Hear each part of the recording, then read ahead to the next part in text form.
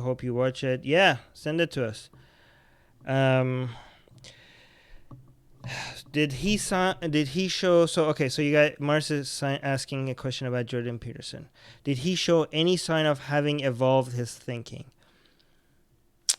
Interesting question. Okay, so let me continue with that question. His event with Matt Dillahunty, I would have thought would have made him change his views, or at least be more clear. I think he was a bit more prepared for Sam.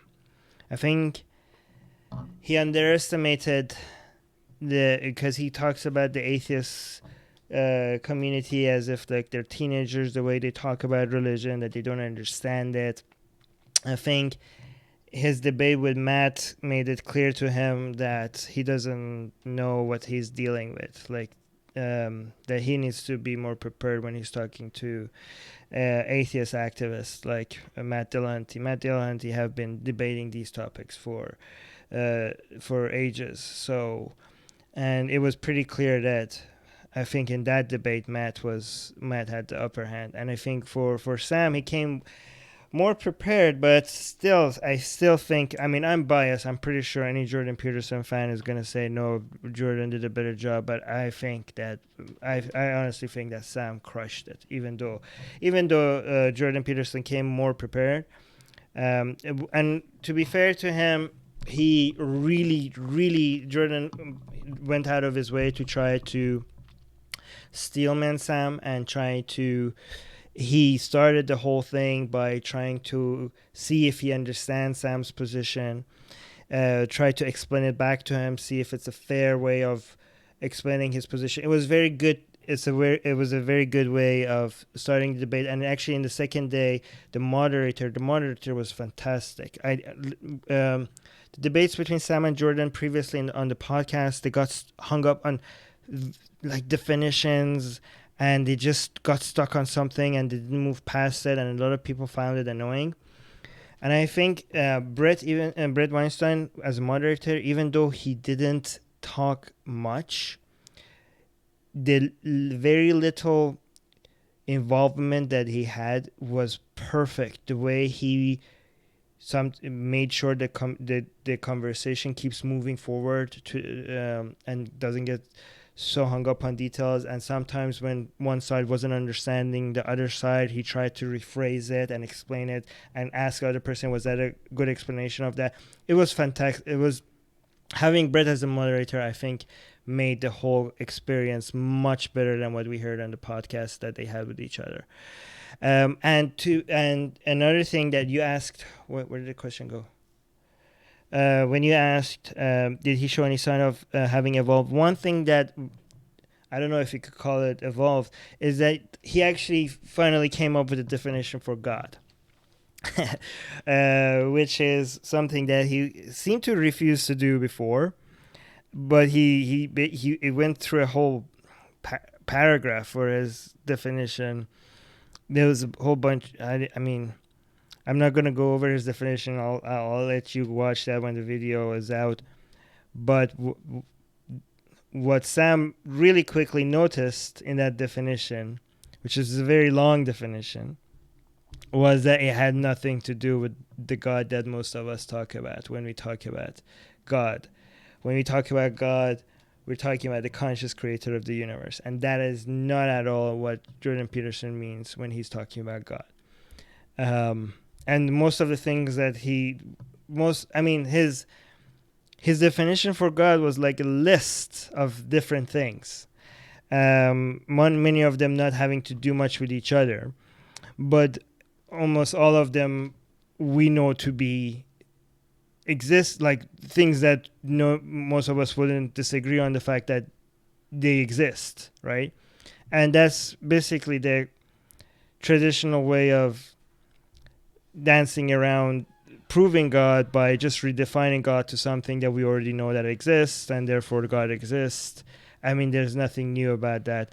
And Sam really fast picked up on that and be like, well, none of what you said is God, the God that most people talk about.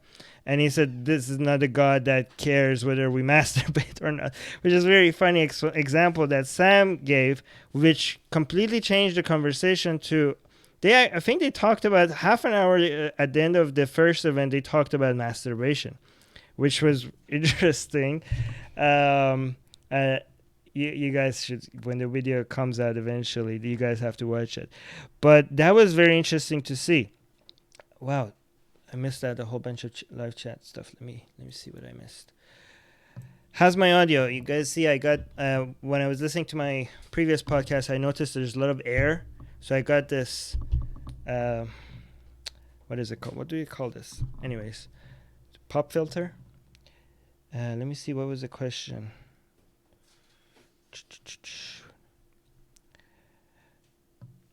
All right, let's bring this to the side here.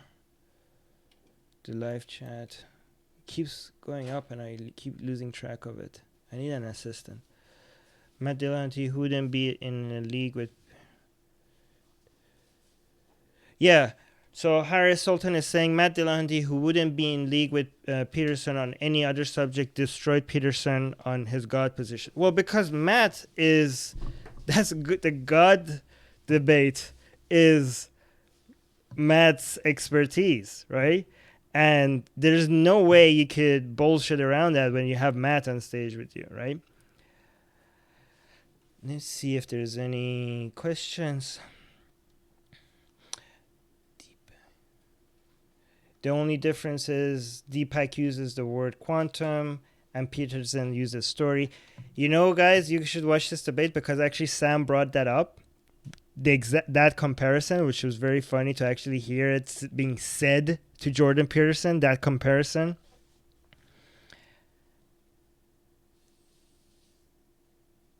Okay, so Mars is saying, I heard JP still dance around when trying to make his points.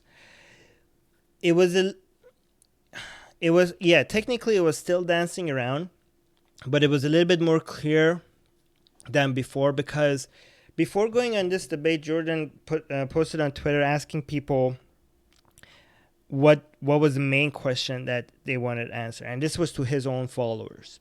And Jordan wanted to get away with never defining God, saying it's too complicated, you can't define it. Forget about it. Like, it's just way too complicated. You have to read my reading list of 100 books and then for us to be able to scratch the surface of blah, blah, blah. But so, and I think it has to do a lot with the fact that he kind of must know deep inside that the definition that comes with of God, the traditional, the common definition, which is the conscious creator, it's an impossible position to defend. He must know that. But the thing is that a lot of his followers are Christian. So maybe, I don't know, unconsciously or intentionally, he doesn't want to go there because of a lot of followers are Christian, and he just doesn't want to. So, but then when he posted that poll on Twitter before the debate, the top question, I don't know, it was number one question that people voted for, or number two question, most top voted question was define God. Like, not about what do you think about God, do you believe in God, do you consider yourself a Christian, how do you prove God? No, it was define God, right? So because so he I think he understood before going to this debate that people want to know what he means by God.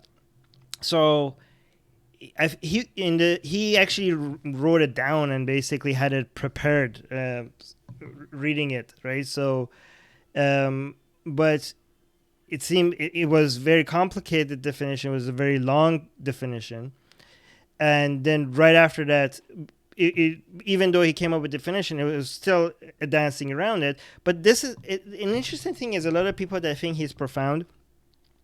I don't know if they know this, but this is one of the. I mean, even I'm a nobody, and I wrote the book Why There Is No God, and I have an entire chapter dedicated to this method of dancing around proving God by just using things pointing to things that we already know exist: energy, love, I don't know, math, whatever started the universe. You could name your cat God, and your cat exists, therefore God exists. But the thing is that that's not what people mean when they say. And actually, here's one thing I would say to you: what happened. Sam Harris came up with the perfect example. It was such a beautiful example, and he said, "You could ask me if I believe in ghosts, and if you ask me that, my answer to you would be no, because we understand what you mean by ghost. But then if you come and say, well, do you? What about your relationship with the unknown? Do you understand that there are some things that we don't see, we don't understand, and that's what I mean by ghosts. Our relationship with the unknown, and that's what it represents. Some bullshit thing like that. And if you define it like that, then I would be like, okay, yeah, I believe in ghosts in the way you're explaining it. But we understand that that's not what people mean when they say ghosts, right? Your definition, that's not Christianity, that's not Abrahamic religions, that's not God. That's your made up definition. Here's a very interesting thing, because a lot of people are like, what's wrong with that? Well, let's come up with a definition for God and let's stay with that. There's a million problems with that. But two problems that I want to touch on is a lot of their arguments for why Christianity shouldn't just be,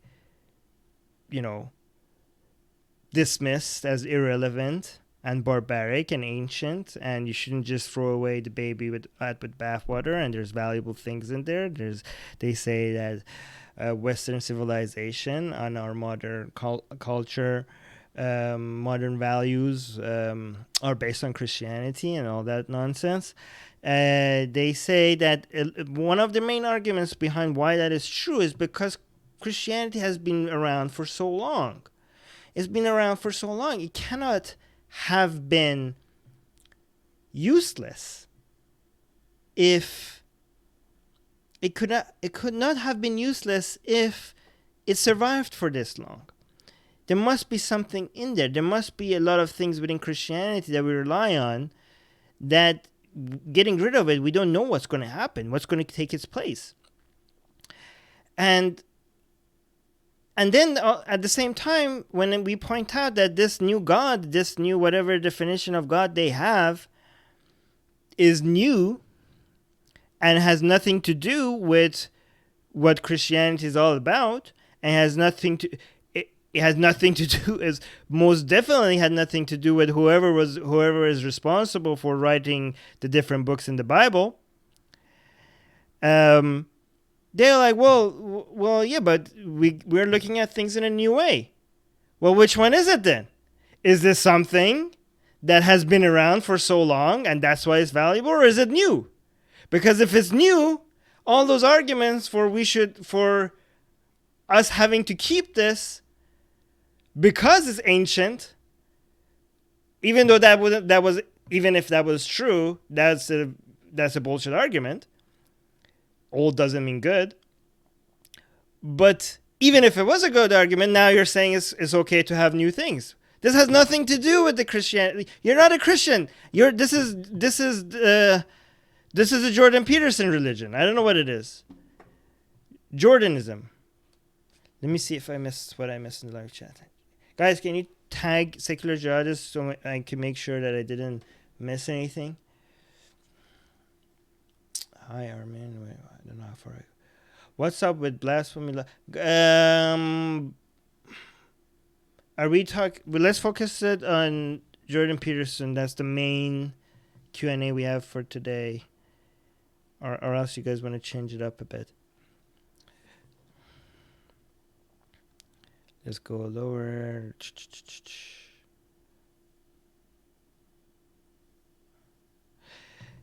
Let me see. So,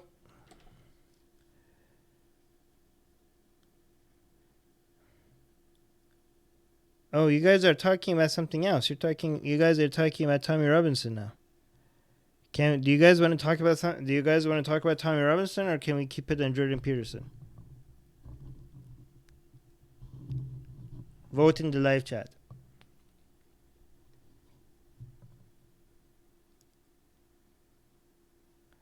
Anyways, I'm going to continue talking about Jordan Peterson until you guys decide.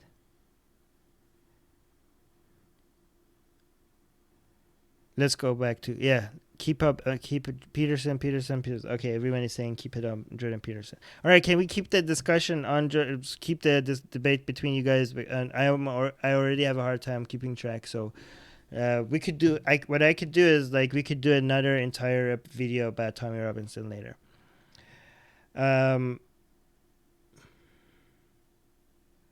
Do you think Jordan Peterson has such a status right now because the left has tarred him? That's interesting. Let me see if I understand what you're saying. Do you think that because the left attacking Jordan Peterson, he became such a big deal? Is that what you're suggesting? Because that seems to be the trend. Like I don't understand. I mean, not everybody not all hashtag not all again. Okay, if you're on the left, I'm not saying everybody on the left is okay. We have a lot of problems on the left. We have a lot of problems on the right as well. But again, hashtag not all. But it seems like a lot of the tactics from the extreme left when it comes to silencing people backfires. Every single person that they try to shut down because of in response to their efforts of shutting them, trying to be shut down, they got famous and they become a household name, or they managed to get a global audience. I don't know if they care, but they should rethink how they're doing this. Like I think now everyone wants to be kicked out of a university or somewhere, because that seems to be the first step to making it to people noticing you. So yeah, if you get kicked out of a university or deplatformed somewhere, now you're gonna get a lot of invitations. So I don't know. They have to see that this is backfiring, which is beautiful, by the way, because it's the same way when Muslims try to shut down people when it comes to drawing Muhammad or other stuff. It backfires, and all of a sudden now we have an annual event for it. It's good that it backfires because people see that you can't silence people if you try. Actually, you're amplifying their voices. But yeah, I think that's what is happening. But let me see. So I don't like JP's religious stuff, but I do agree with him on other things. So that's what Super Jimmy is saying. Yeah, but the thing is that his religious stuff is the most important, and this is why I think this weekend's event was such a historic event. I do think Jordan Peterson does represent the last attempts of the dying ideology that is Christianity to remain relevant, and I think he's like one of the last standing soldiers for Christianity. I think Islam is still growing. I think Christianity is on the decline. I think atheism is growing. Ex-Muslim movement is growing. Islam is growing. Ethno-nationalism is growing. But I think Christianity is becoming, even among people that will say Christian, is becoming a less of an influence in the next 50 years or so. Not so much with Islam, unfortunately. And I think that what I noticed was that even among a lot of atheists, because of seeing Islam as a growing threat, they looked at Christianity as something that might have been what we need to, keep up the resistance. Even if they don't believe in it, they might have thought that maybe this is something that was responsible for our culture, for our identity, for what made us civilized.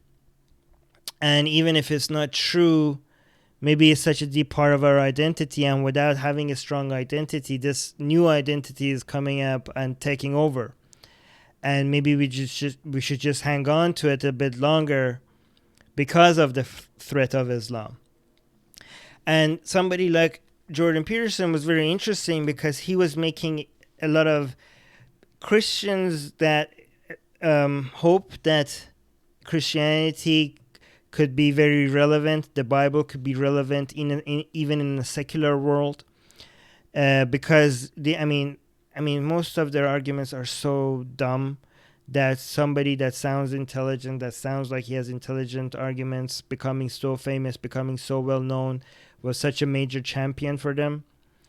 And a lot of atheists I talk to that used to be Christian, now they're atheists because of. I heard a lot of them tell me. I actually interviewed a lot of them at the event. Those videos will be coming out publicly as well. My interviews with people in the audience. A lot of atheists were giving Christianity another chance, right? As metaphors, as stuff that you could get good values and good lessons from. And they think, and they say Jordan Peterson was responsible for them changing their views on that.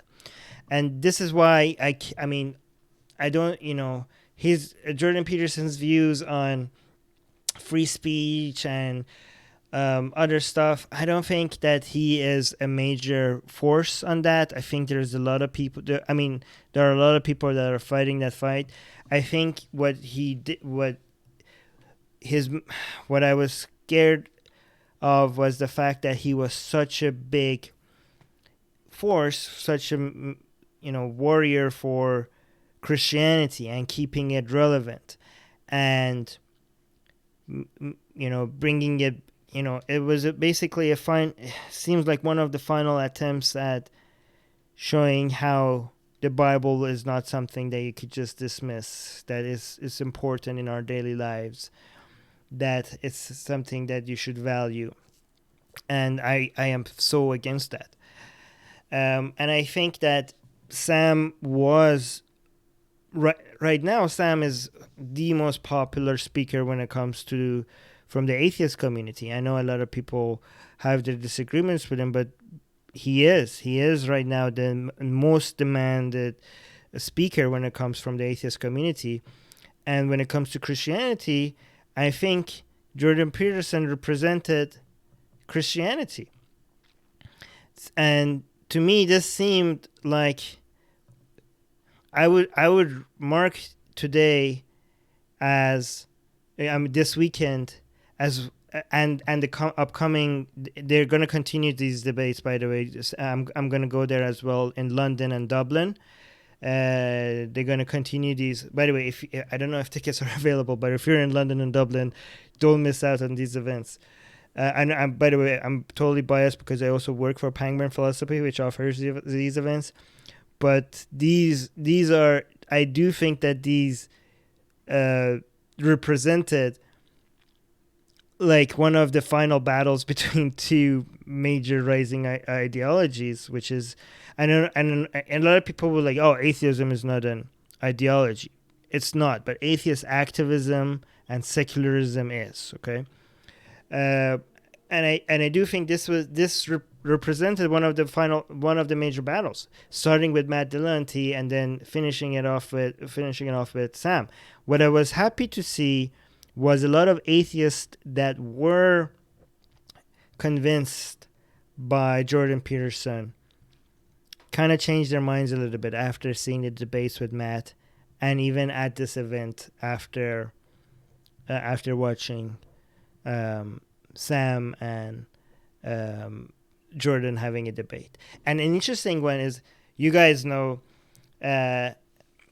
Yasmin Mohammed was at the first event, and I think I got this on camera as well, which we'll be releasing later. She mentioned that she thought that Jordan would have much better arguments for his side, and she thinks that after watching the first, she said that she doesn't think that he himself really is clear to himself what he means by Christianity or God. So not only he doesn't have a strong defense for it, he doesn't even know where he stands. So with seeing As, I think again, I might be misrepresenting her, so I'll let her. You could talk to her, ask her what she thought about the event, in case I'm misrepresenting her. But hey, you guys have some more questions. Somebody tagged me, which is very helpful.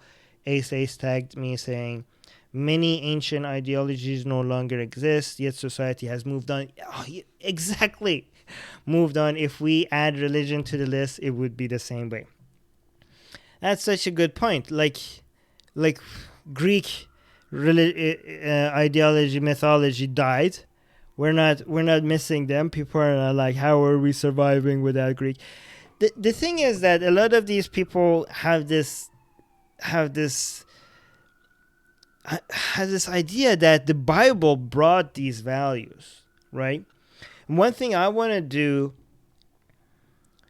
first of all, there's no fucking what values. Every time people are like, yeah, but it's all bullshit and God is not real, but there are some good lessons in there. And every time I ask them, give me an example, and I never hear a good answer to that. Give me one example, one thing that is worth keeping. There's not even one. It's not like there's some good in there, some bad in there. There's nothing that is worth preserving. The only thing that is interesting about the Bible is if you look at it as a historical document, if you try to understand how did these people come up with these stuff, what were they thinking, where did they get this verse from, where did that story come from, oh, this seems like they copied this from here, oh, that's so interesting and cool, and tells you about history, tells you about how memes evolve, and how ideas get,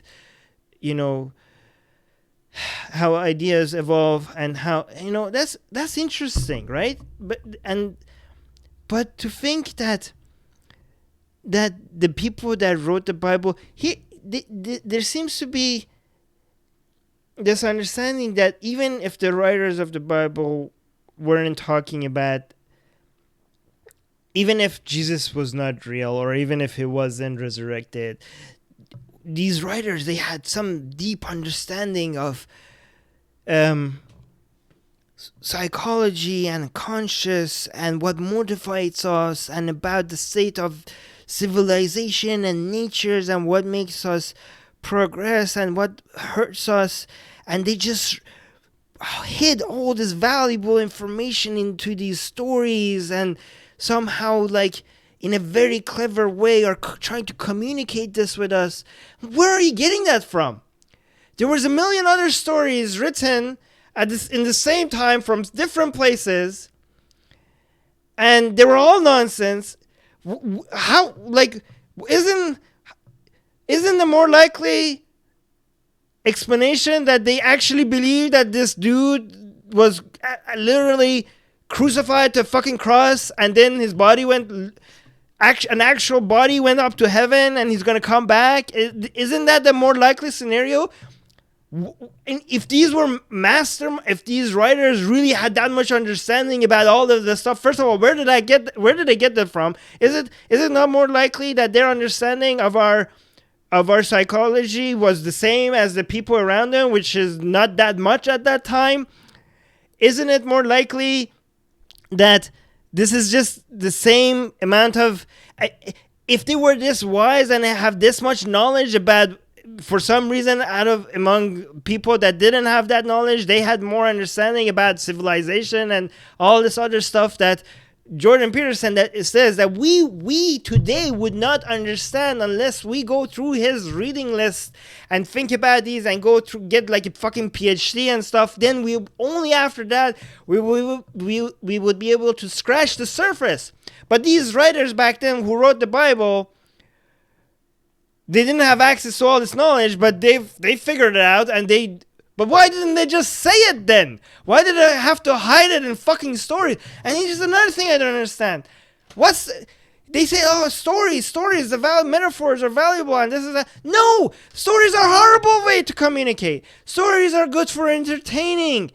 Stories are good for just sitting down and relaxing and enjoying. If you want to tell me how my fucking brain works, if you want to tell me, write me a self-help book, just fucking tell me. Don't give me a fucking story. Just fucking tell me. If you think that, civilizations will survive better because if we do this and not do that, if this is how, just fucking say it. Don't hide it behind the story. Because if you hide it behind the story, we need like fucking Jordan Peterson to go get we need people to go get PhDs and stuff. And even then they say like, I don't know, it's complicated. Well, If you knew it, then just, why did you make it so fucking complicated? Why did you hide it behind metaphors? Just fucking say it. All right? Once we understand it, after that, if we want to get entertained, we will use these facts and say it in a story, and we could be entertained with stories. That's what stories are good for. They're not good for clear communication. Not at all.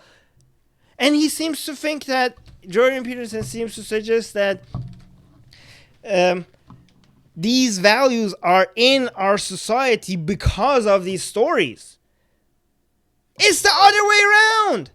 People that write stories, they look at the values of people around them and they try to come up with heroes and villains based on the values of people around them.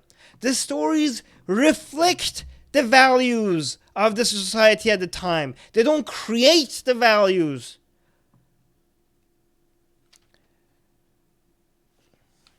By the way, this meant to be a Q&A, so you guys better ask some questions, because it seems like so far it's been just me talking. Armin, here's a question. You guys are saying, Armin, if you were in a mom, you guys should put it in a, if you guys want me to read it, just make sure you tag secular jihadists. But I'm going to read that one first. So Teresa is saying, Armin, if you were an imam, I would consider converting to Islam. Oh, no, don't do that. That's not that's not a good. Actually, here's another. That's a really interesting point, because, you know, as much as I disagree with Jordan Peterson, he's very interesting to talk to. Like, I could fall asleep listening to this guy, right? I could just if I'm meditating, I would like put some music with him talking in the background and just meditate with his voice or something. So he's like. You know, there's a lot of passion. There's a lot of mystery in the things he talk about. Like, it's something that's entertaining. And I see why people are interested in unknown. People don't want things to be simple. People don't be like, this is how the world is. And other stuff, we don't know.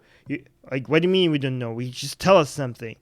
And if we know this is how it is. No, they want things to be like mysterious and it could be this or it could be that. It's complicated. They want like mind-blowing stuff, right? And science gives you mind-blowing stuff, but a lot of mind-blowing stuff in science is hard work. Like, it's complicated. Like, you won't, like, for you to get it, you have to actually have some basic scientific understanding, and then you get some mind-blowing experience. But what if you want just mind-blowing experience without doing the hard work? So these mysterious kind of stuff, like, oh, what if God means this and this is talking about, I don't know, the same stuff that Sufis and mystics enjoy. It's just more fun if it's more fun. This is why we enjoy, like, I don't know, superheroes or Harry Potter or Star Wars. But the thing is that we have to separate what entertains us from how we understand reality. Because this is why when people talk passionately, when people talk, this is how cults of personality are created, right? That shouldn't make us, this is why I like Sam as well, because he talks so monotone, right?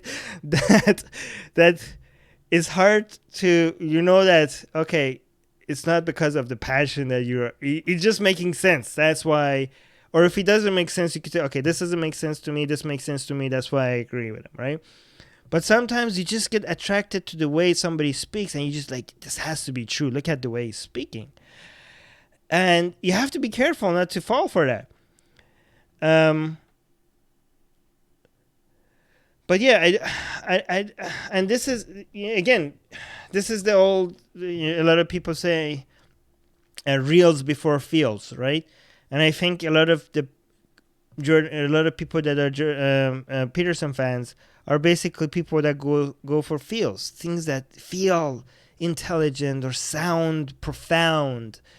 They just like, if you don't agree with it, it's just because you don't get it, man. You just don't get it. He's just way too smart for you to get. Same thing Christians say about the Bible. Same thing Muslims say about the Quran. It's just way, it's interesting because they never say that when you accept it, right? If I say I agree with Jordan Peterson, they never say like, how could you agree with Jordan Peterson? You don't even get it, right? It's so complicated.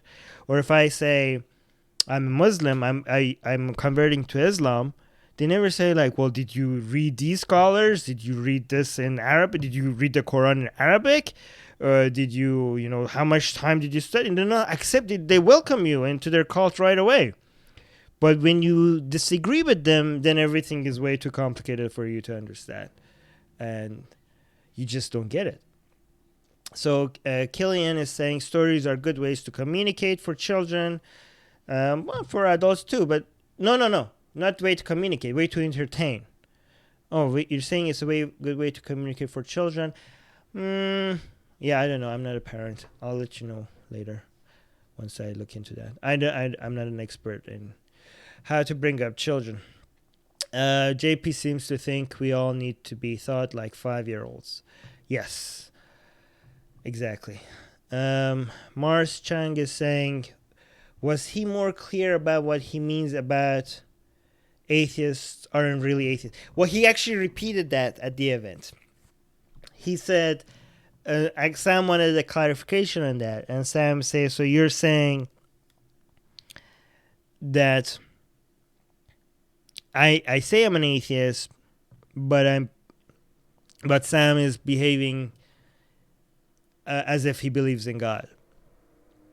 And then Jordan responded to that in a joking saying, well, so far you have, like, we'll see how you how it goes.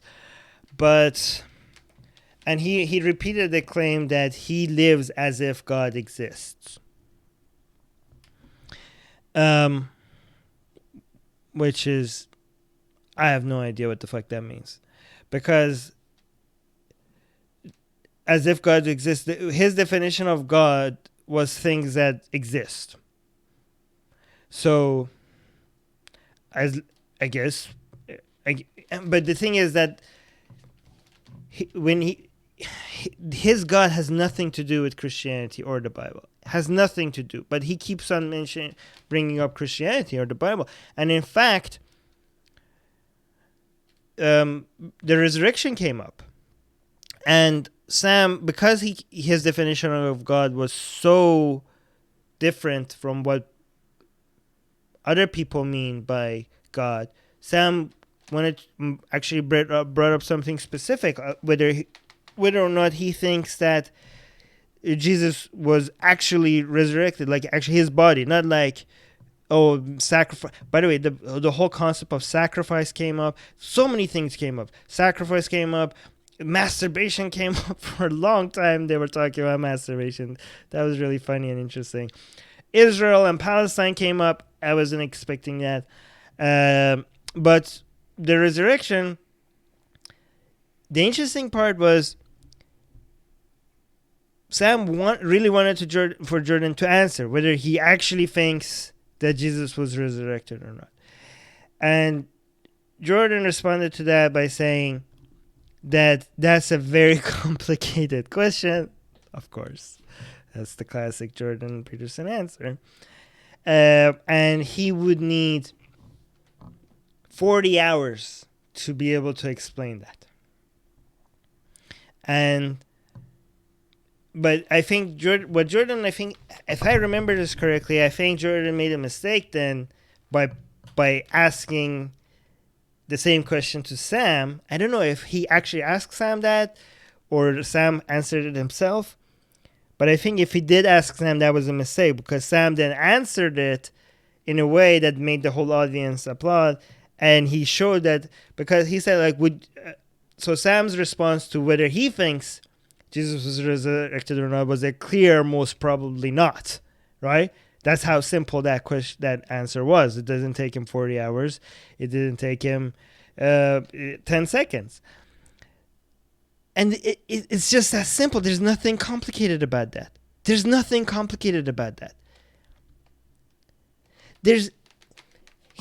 Okay, so I think when it comes to Christianity and the Bible and faith and God, Jordan Peterson represents two of the most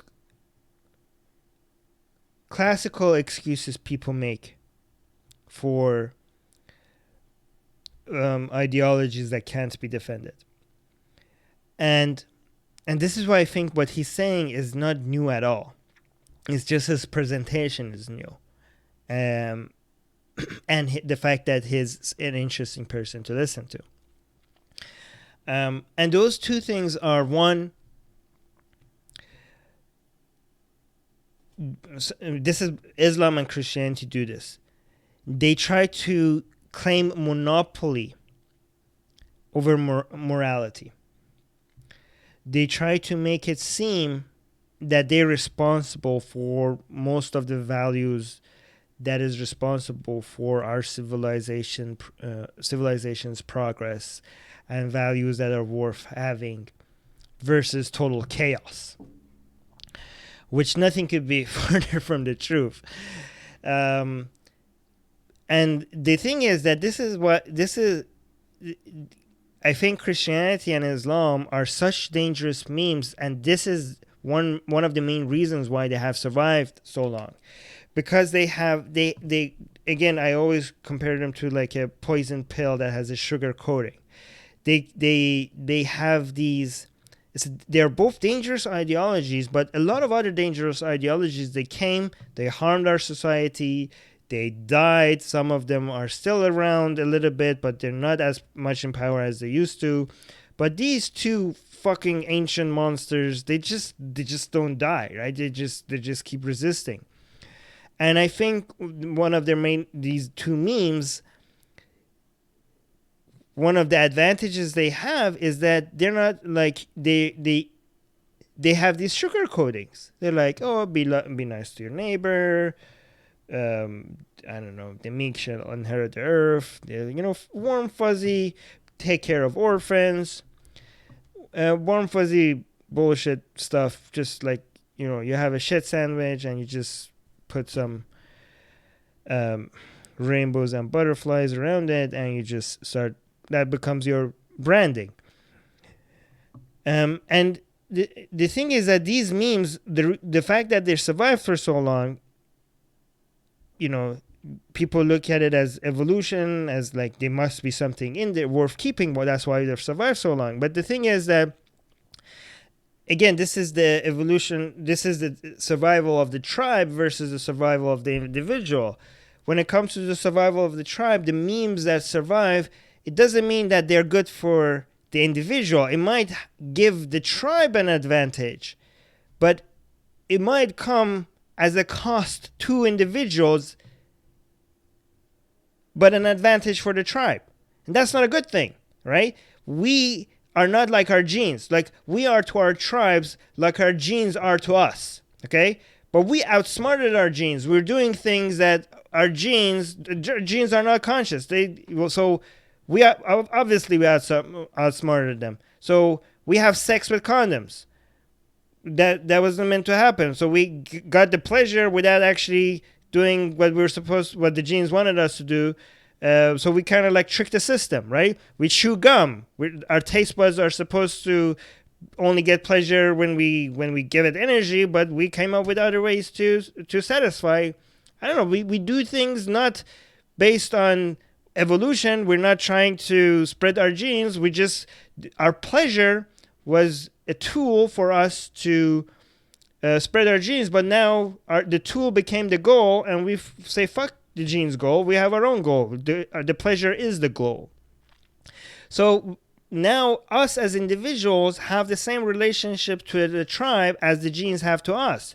But these memes are trying to outsmart us, and the fact is that they want to sacrifice our goals for the survival of the tribe. And we need to make sure that we don't get outsmarted the same way we outsmarted our own genes. The tribe is not conscious. So we should be able to outsmart whatever system is that is trying to make the tribe survive.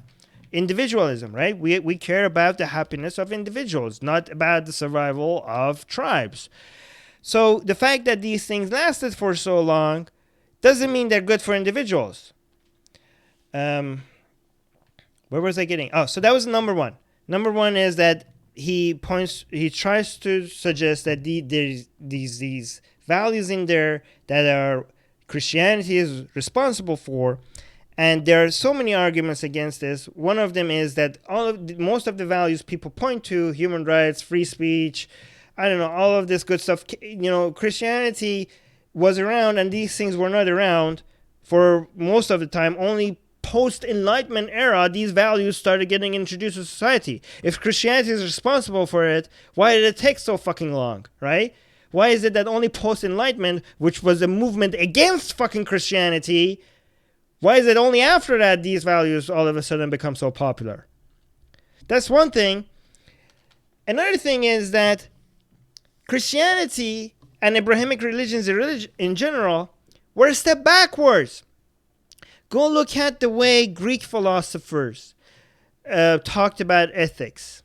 Even the bullshit ones. Even some of them were good, some of them were bad. But even the ones that we now disagree with, the way they got to them was by thinking, disagreeing, debating. It wasn't like, oh, boom, it's just like light from sky, like this is God's message, this is what's good, this is what's bad. No, they debated the most fundamental, what is good, what is bad, why is good, why do we consider this good? Is it based on pleasure? Is it based on the details? Just, I mean, I'm not going to do it justice, but if you read them, these are people that really thought about these in detail, and the amount of, the nuance that went into the discussion, and it had nothing to do with religion.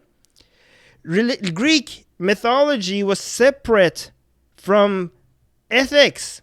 Only Abrahamic religion all of a sudden came and demanded monopoly over ethics. Their arguments for what's ethical and what's not was based on logic. Not always good logic, but they thought that was the tool that you were supposed to use to figure this shit out. We did this for thousands of years before the Bible, before the Quran. We were doing this. We were doing it better. It's way more complicated than, hey, thou shalt not kill unless they're witches or gay or worshipping other gods. Thou shalt respect your parents, and if you don't, stone them to what the fuck is that shit? Really? Where in the Bible you're thinking these ideas are coming from? Like, this is so obvious. I can't even believe that people think like these are intellectuals. Like, this is so obvious. This is so fucking obvious. Why is this even a debate? Have these guys read the Bible? Where is this good values coming from? They're leaving a city. The mom looks back at the city. She turns into a pillar of fucking salt. For what? For just looking at a city? Are you fucking serious? People are bad. Just drown them. Drown everybody. The children too? Yeah, everybody.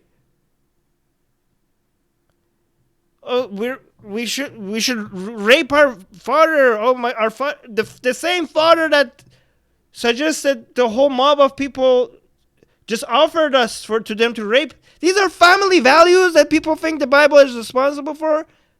Holy fucking shit! Like, is this like? I feel like it's just right there, and people are saying stuff. It's just right there. It's in the fucking book. It's telling you to cut off a woman's hand because she grabbed the nuts of somebody that was attacking her husband. It's in the Bible. That shit is in the Bible. It's telling you how to telling you to beat your fucking slaves. Jesus Christ, these are in the Quran. These are in the Bible. This is so obvious. I'm surprised that we're even debating these shit. Come on, like, we have been gone through the Enlightenment age, and we're still talking about these things. These things should be ancient history by now. Oh my god, I missed a whole bunch of stuff. Let me go down.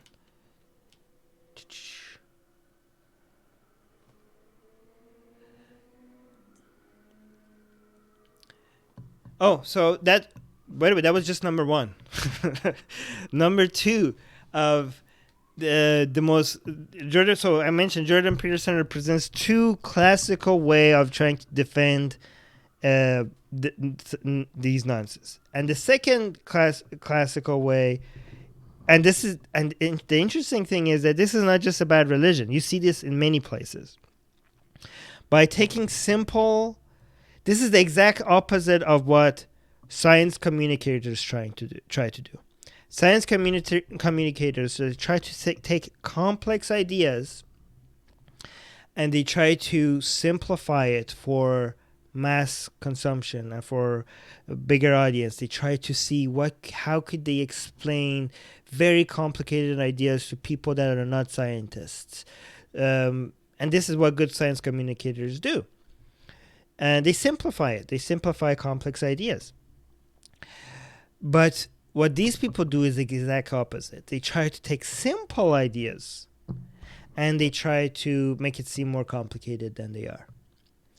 And there's a reason behind that. The reason is because their careers depend on it. And this is way older than Jordan Peterson and way older than, and it goes beyond religion.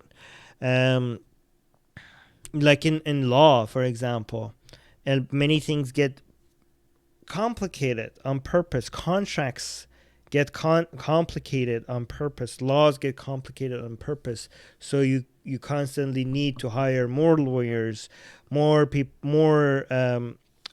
lawmakers, more. You're gonna need them. They write the whole thing in a way that you hire an entire team to be able to fucking decode the. This is where legal documents are so complicated sometimes, right? And you do that in the finance industry. The whole derivatives are made complicated on purpose to make it difficult to regulate them. These are not secret, by the way. These are understood, and people know that this is happening.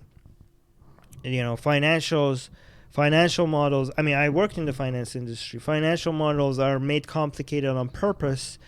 Not because the financial models are meant to come up with the actual valuation of a company, but because you already had the valuation in mind, but you just need to come up with a complicated explanation for it so everybody believes in your valuation, and people think that there's no way that they could come up with how you came up with the valuation, and they need to pay you a shitload of money for them to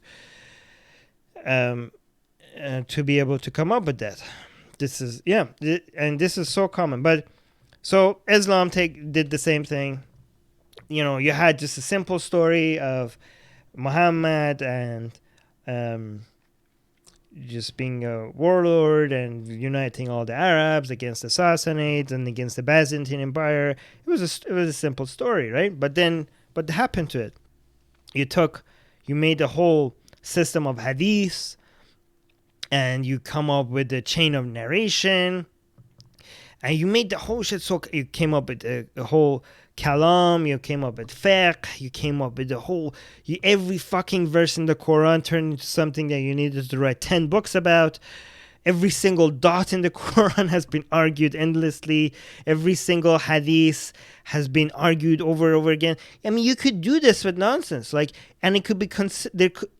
people think that this is all...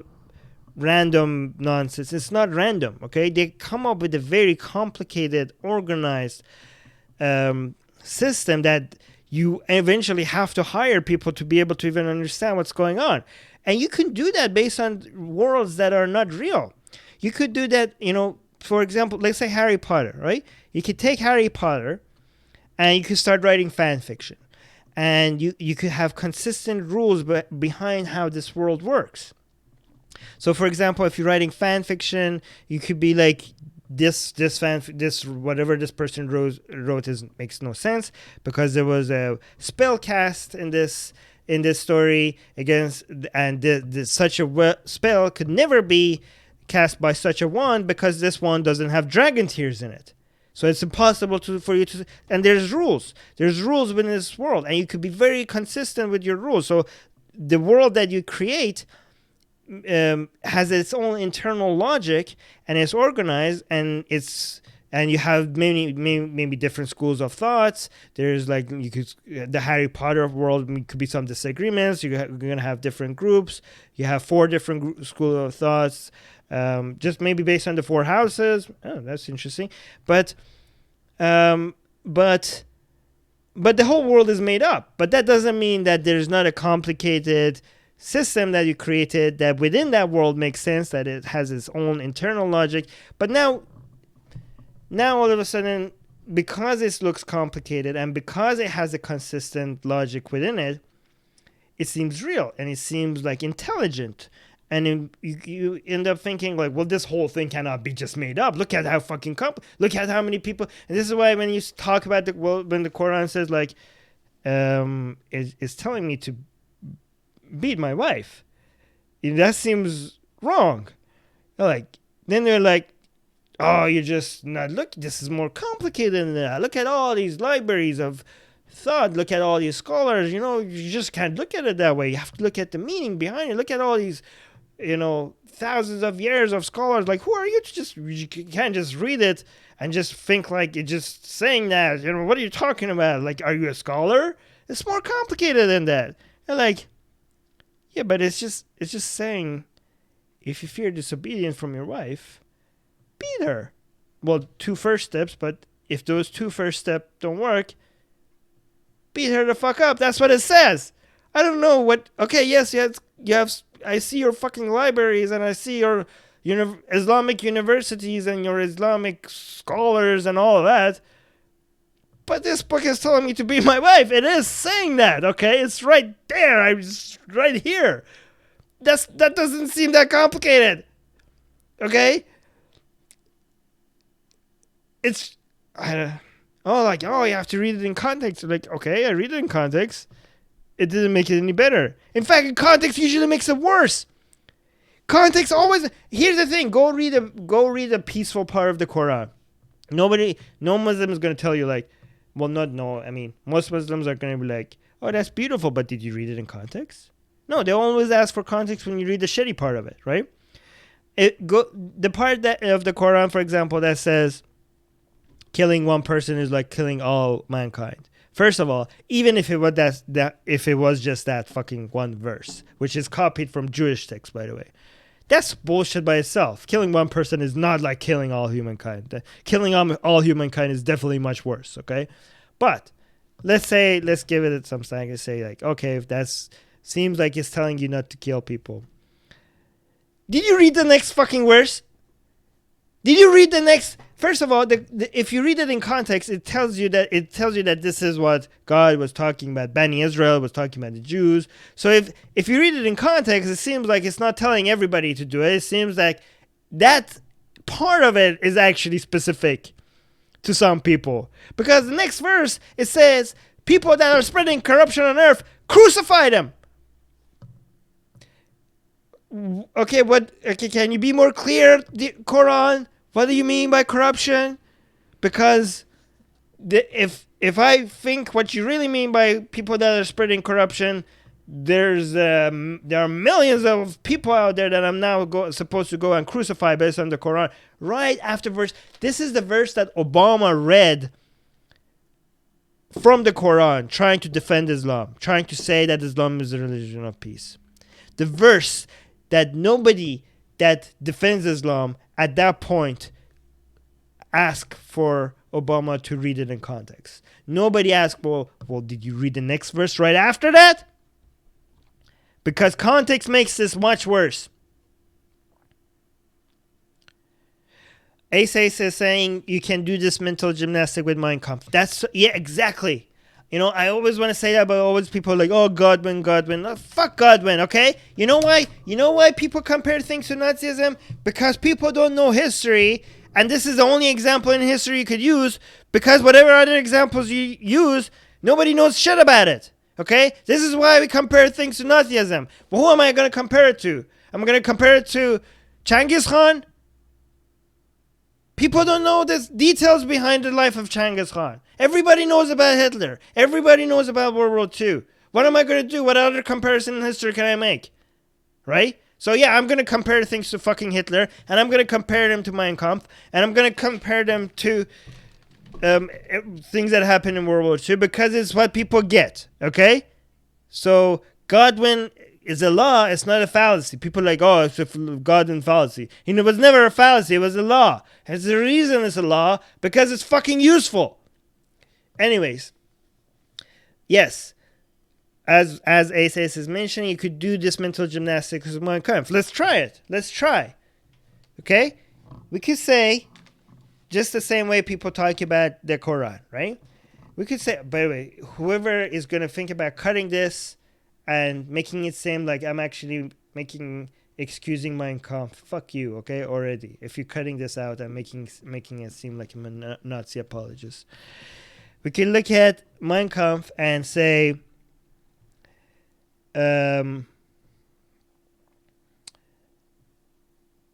Hitler wasn't against all the Jews. He was just talking about the Jews, at some specific Jews at his time. And these Jews were actually bad. It doesn't mean all Jews are bad.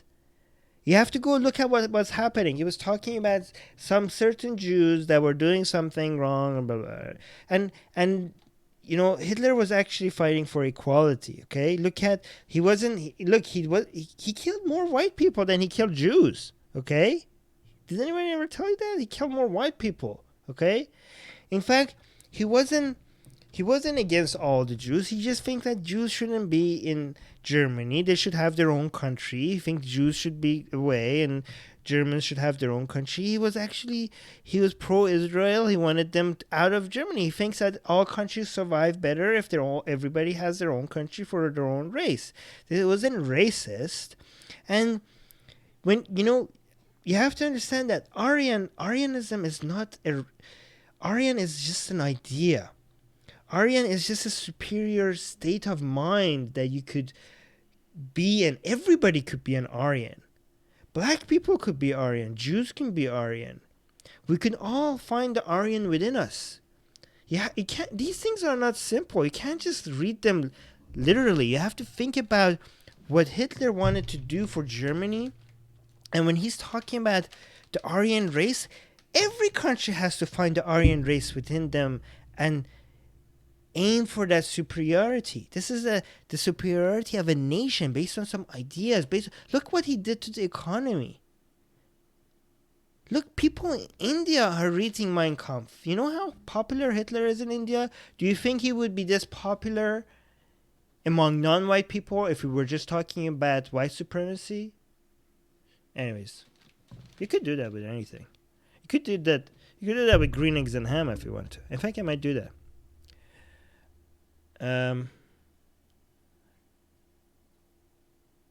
Super groovy is saying opens video editor. Oh, fuck you.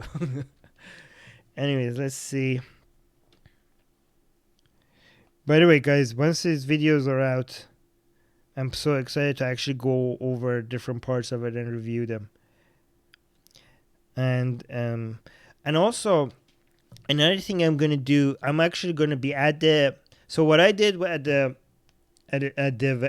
two events in Vancouver this weekend with Jordan Peterson and Sam Harris and Brett Weinstein as the moderator. What I did was I had the camera guy following me with him, and I had a microphone, and I was interviewing people before the show and asking them about the event, and while people were waiting for Jordan and Sam to come on the show, it was playing it. My interview was playing it live on the screen, and apparently some of that Jordan and Sam were listening to that as well.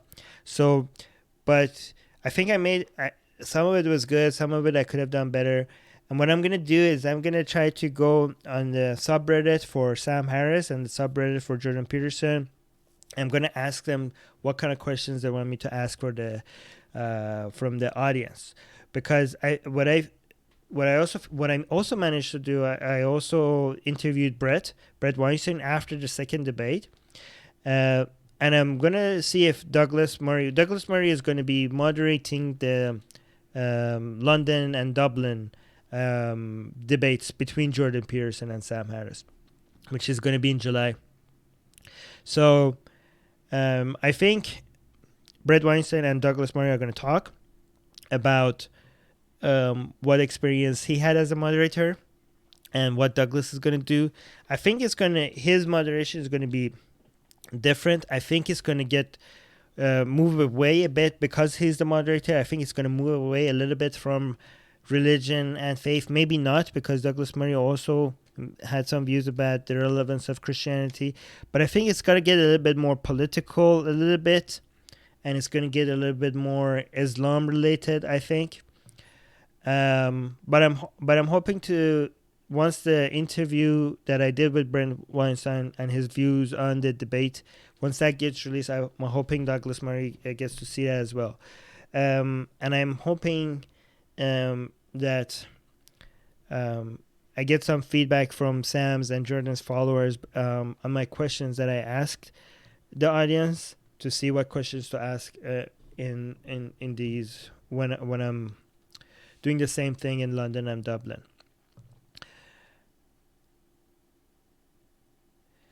Anyways, I think this is good for now.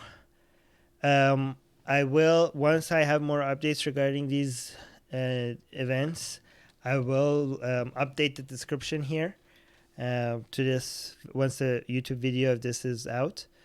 Follow Pangburn Philosophy as well. The updates are going to be there first. And another thing I'm going to do is, once the videos for those are out, I'm going to take small little clips, small little highlights, and I'm going to, I think on Atheist Republic, or I might review them. B just saying get some rest. I need it, man. This has been insane.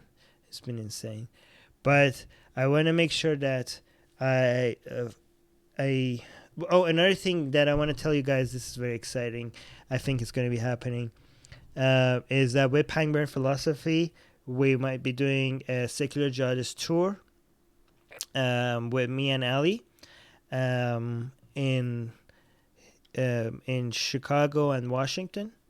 So look out for that as well. But it's not just going to be us. We're going to have some guests. Brian is saying it's cute how you love Sam. Adorable. Well, I try to make sure. Actually, that's a concern for me sometimes as well, because whenever you agree with somebody too much, you have to very important point, Brian. You have to make sure that it's not because of them, right? And you're always in danger of being like that, and you always have to.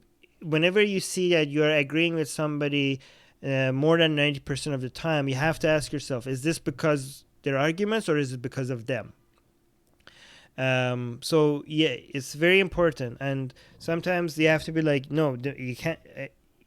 What is it with Sam that I disagree with, for example? And there are a couple of examples that I found that you had to make sure that that you go and actively find stuff that you disagree with somebody, just to make sure that you're not following a cult of personality.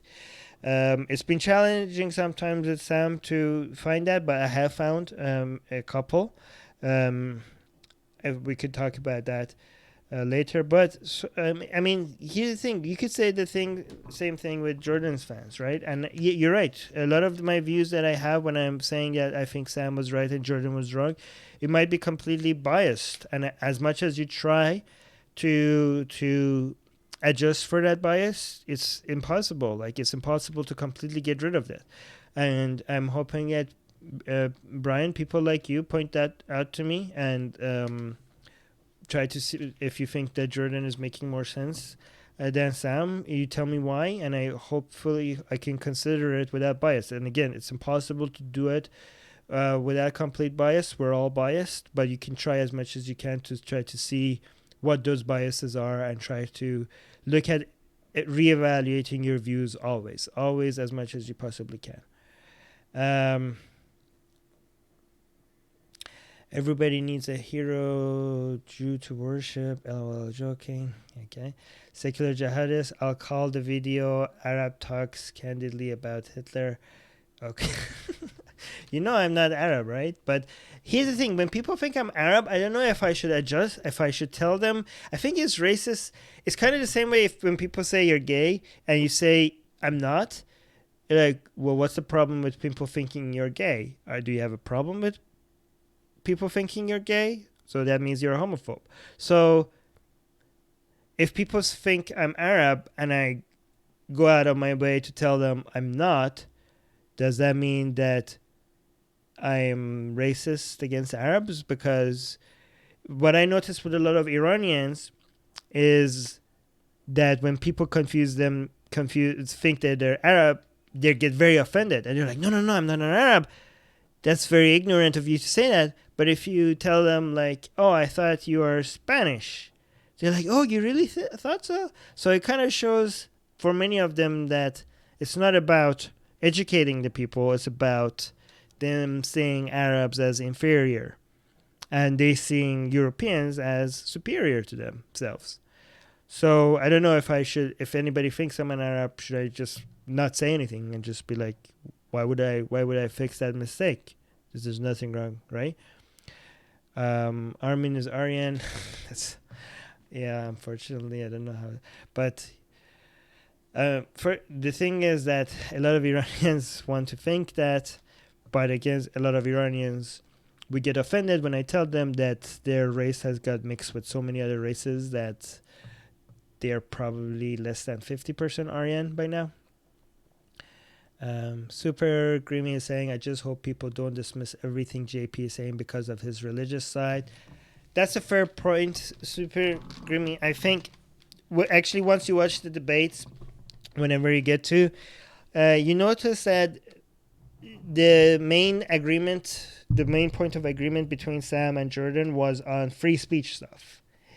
And a lot of the audience, whenever those agreements were highlighted, loved it and clapped, because I think a lot of people see both Sam and Jordan as heroes, and they want them to get along. So they just wish that they wouldn't disagree and just focus on their agreements and just like hold hands and it was like kumbaya, saying kumbaya. But I'm more interested in the disagreements, because if they both said the same thing, there wouldn't be anything challenging going on between them, and we wouldn't learn anything. We'd be like, yay, free speech, yay, anti-PC stuff, yay, yeah, government shouldn't be forcing us to do this and that, or whatever. Okay, we how many times do we have to say those fucking, yeah, okay, thank you for being a force of free speech, thank you, keep doing that. But disagreements are more interesting, aren't they? I think they are. Anyways, I think I have to go. Peterson using postmodernism to deconstruct postmodernism using to. Yeah, actually, Brian, you're right. He sounds like he hates postmodernism, and he sounds like a postmodernist. Am I crazy to think that? Doesn't he sound like oh, what does God mean? God could mean anything. What do you mean by this? What do you mean by word? What do you mean? What? That's, you say you hate isn't that the classic postmodernist talk? Isn't that postmodernism? Isn't like, just come, okay, what do you mean? Why do we get so hung up on definition? Well, just fucking define something so we could move forward. Brian is saying, yes, it's brilliant.